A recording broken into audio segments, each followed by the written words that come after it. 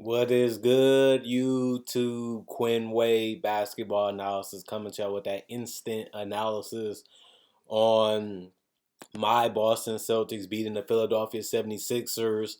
The Sixers fall to 34 and 19, 14 and 11 away from Philadelphia. The Celtics improved to 39 and 16, 21 and 7 at home.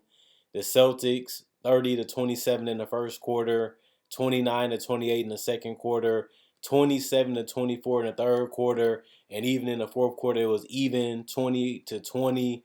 The Celtics really played well. They was out four starters. Didn't really make an excuse tonight. They had a tough competition coming in as one of the hottest teams in the league, which is the Sixers.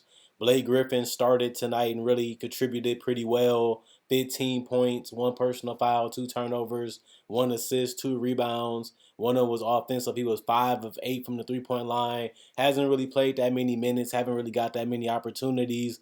But this was a big game for him to step in and do what he has done the last couple of years, which is extend his range.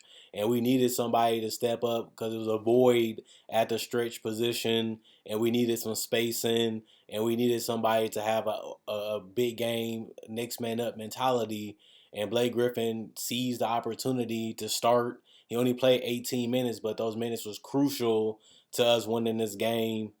Same with Grant Williams. He always has been a big part of what we have done. His ability to put the ball on the floor, space the floor, be a pseudo playmaker. 15 points for him tonight, plus three and plus minus, four personal fouls, 5 assists, 8 rebounds. Two of them was offensive, 1 or 2 from the free throw line. He was 4 or 6 from the 3-point line. He was always in the right area, ready to let it go and let it fly. And I think that was something that made him special tonight. He was 5 of 10 from the field. Jason Tatum, 12 points, plus five and plus minus.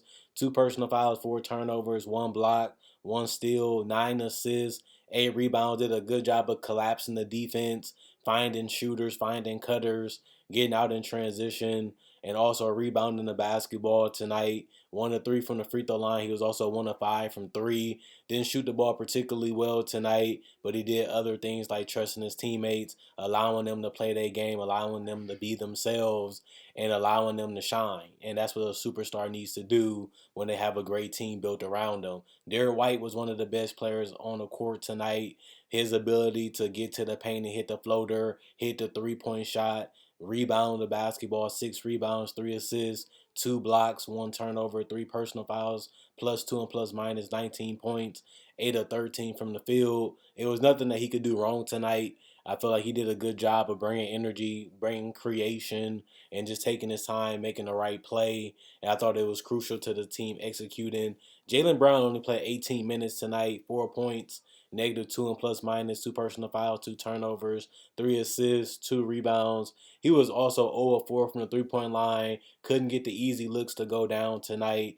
He also was only 2 of 9 from the field, but other guys filled in and was able to replace what he couldn't do tonight, which is very good. Guys like Sam Hauser, who had 14 points, plus seven and plus minus, two personal foul, one turnover. He also was able to grab 8 rebounds. He was 4 of 4 from the 3-point line. Anytime he had space, anytime he had room, he took his time and was able to knock him down with ace. Something that he has done all season, has been a dead-eye 3-point shooter, something that we had needed, and that's why we picked him up, and he has been pretty well for us in this entire season. He also was 5 of 6 from the field, only missing one attempt. Luke Cornett, 8 points, plus six and plus minus, two personal foul, one assist, 4 rebounds, 2 of 2 from the free throw line, 3 of 3 from the field.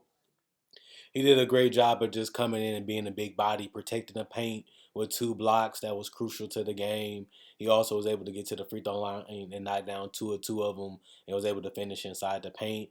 Brogdon continued to be one of the best six-mans in the league, if not the best one. 19 points tonight off the bench. He was a plus 10 and plus minus, three personal foul, three turnovers. He was able to create for others with 3 assists. He also had 5 rebounds. One of them was offensive. He was 3 of 3 from the free throw line, able to get to the rim, able to get to his floater game, was able to create his own shot, was also able to hit the spot up threes when needed. He was also able to shoot 7 of 13 from the field, which is above 50%.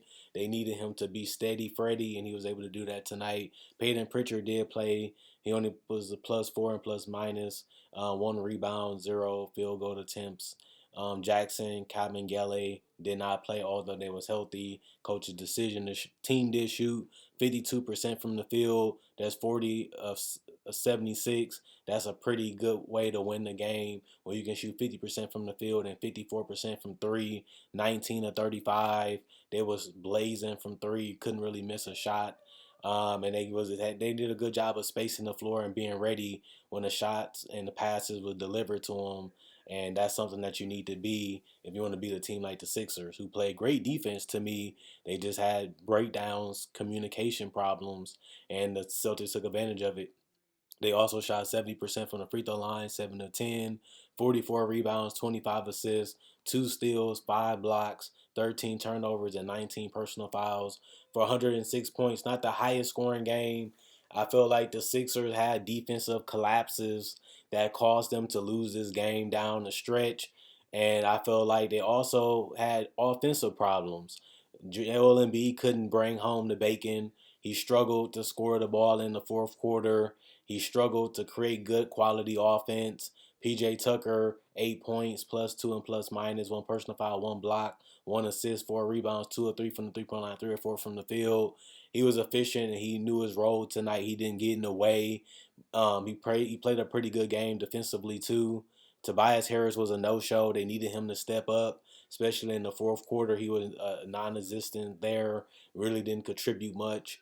4 points, negative 11, and plus minus, one steal, one assist, four rebounds. One of them was offensive. He was also 0 of 4 from three, and a lot of those attempts was wide open. He just couldn't knock them down. He also shot a terrible 2 of 10 from the field. A lot of his opportunities was makeable. It's the shots that he normally take. He just couldn't knock them down tonight. Joel Embiid, 28 points, negative 3 and plus minus, 3 personal fouls, 2 turnovers, 1 block, 2 steals, 1 assist, 7 rebounds. He had some defensive collapses in the fourth quarter. Also, some offensive struggles, not being able to bring it as a dominant force. He relied more on the perimeter shots, and they just didn't fall tonight, especially within the last 4 minutes. 5 of 7 from the free throw line, 1 of 3 from the 3 point line. He was 11 of 21 from the field. Not a terrible game, just not the most dominant game from him, even on the boards. He left a lot to be desired there. James Harden, 26 points for him tonight, plus one and plus minus, 2 personal foul, 1 turnover. He had 2 blocks and 1 steal. He also was able to do 11 assists. He did a good job of controlling the game and allowing the Sixers to play a slower half court game. But I think that kind of messed them up. They needed a little bit more pace to go with it to beat the Celtics 3 point shooting. If you're not going to shoot the ball well from three, you need to get easier opportunities and speed it up a little bit. I think that they lacked that tonight, and that was one of the reasons why they lost. 3 rebounds for him, 7 to 8 from the free throw line, 3 of 7 from three, 8 of 14 from the field. DeAnthony Melton, 12 points, plus 6 and plus minus, 3 personal foul, 1 steal, 3 assists, 4 rebounds, 2 of 4 from the 3 point line, 5 of 8 from the field. He did his job spacing the floor. He also contributed a good amount of rebounds and a good amount of assists and played okay defensively while still being able to create some shots out there. George Niang was able to shoot 1 of 5 from three, which wasn't what they needed tonight. 2 of 6 from the field, 3 of 4 from the free throw line, 3 rebounds, 2 steals, 1 personal foul, negative 6 and plus minus, 8 points. He had the ability to be open. He had the shots that he usually get, just couldn't make them tonight. Montrezl Harrell, 2 points, negative 4 and plus minus, 4 rebounds, 1 of 2 from the field. Tyrese Maxey didn't perform well tonight. He took a lot of attempts, just didn't fall. 6 points, negative 10 and plus minus, 3 personal foul, 1 turnover, 2 assists, 5 rebounds. 3 of them was offensive, 0-1 from the free throw line, 0-3 from the 3 point line. He was also 3 of 14 from the field. Penetration was there, the threes was there. He just couldn't knock anything down tonight, and it was just unfortunate for him and the team. Matisse shot 1 3 and made it, so he was 1 of 2 from the 3 point line. 2 personal fouls, negative 4 and plus minus, 1 turnover, 1 steal, 1 rebound. He also was 1 of 3 from the field. Shake Milton didn't do much tonight in 12 minutes. 2 points, negative 6 and plus minus, 1 personal foul, 1 turnover, 1 steal, 1 assist, 3 rebounds, 1 offensive rebounds, 1-on-1 from the field. Howard Jr., Reed, and Korkmaz did not play. It was the coach's decision. They did shoot 44% from the field, 37 to 83. 10 to 31 from the free throw line. I mean, from the 3-point line, 32%. Not gonna win in a lot of games when you can't defend, you can't close out the shooters, and you can't hit shots from the perimeter or the interior tonight.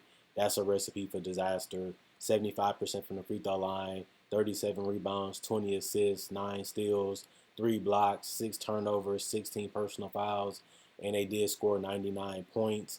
The Sixers did enough to stay in the game, but they didn't play it well enough and get enough stops to ultimately get themselves over the hump. It happens, you have games where teams are just feeling it. Teams really got, their style of playing and going very well, and there's nothing you can really do about it. I feel like the Sixers they competed, they did the best they could, but the Celtics really found a way to get the shots that they wanted, found a way to get the things that they had to get done to win this game. I feel like they also defended the Sixers pretty well, and I feel like even down the stretch they made them earn every bucket, and the Sixers just couldn't deliver. They just couldn't make the tough ones. They just couldn't get quality offense, and it was the reason why they lost tonight. But the Sixers overall have had a decent season. The Celtics have been the best team in the league. They continue to prove that they're one of the deepest teams, if not the deepest. They continue to prove that they're a difficult team to beat consistently. They have all the weapons. They have the size. They have the athleticism. They have the execution. They have the superstar that's able to close games. Tatum made some big shots. Derek White made some big shots. They trusted each other. They believe in each other. And they know that each other can, break down the defense enough to where somebody's always open, and it's just up to the player to make the right play. And if it's done, this team is just unstoppable sometimes, and we have seen that especially when they're healthy. The Celtics haven't been healthy lately, but they continue to get W's, and it just shows you that this team is, tough to beat, but constructed pretty well, to beat a team like the Sixers. And I feel like they was able to control the fourth quarter for the most part. And this team is not even nowhere near healthy. And they were still able to get it done. Other than that, continue to like, continue to subscribe. Quinn Wade Basketball Not signing out. Check my podcast in the description. Also, like on Facebook, that will also be in the description. And continue to click the notification bell and subscribe. Other than that, I'll see you guys later.